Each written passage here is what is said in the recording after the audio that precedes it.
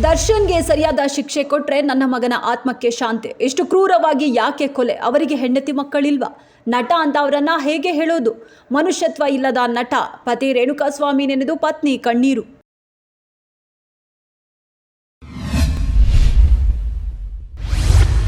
ಕೊಲೆ ಕೇಸಲ್ಲಿ ಬಂಧಿತ 13 ಆರೋಪಿಗಳ ವಿಚಾರಣೆ ಶುರು. ದರ್ಶನ್ ಪವಿತ್ರ ಗೌಡಗೆ ಪ್ರತ್ಯೇಕ ಪ್ರಶ್ನೋತ್ತರ. 161 ಸ್ವ ಇಚ್ಛಾ ಹೇಳಿಕೆ ದಾಖಲಿಸುತ್ತಿರುವ ಪೊಲೀಸರು.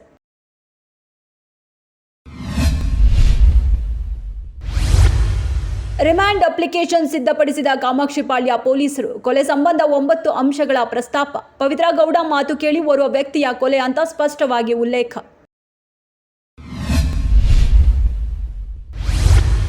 ಪತಿ ದರ್ಶನ್ ಅವರನ್ನ ಅನ್ಫಾಲೋ ಮಾಡಿದ ಪತ್ನಿ. ಇನ್ಸ್ಟಾಗ್ರಾಮ್ ಡಿಪಿಯನ್ನು ತೆಗೆದ ವಿಜಯಲಕ್ಷ್ಮಿ.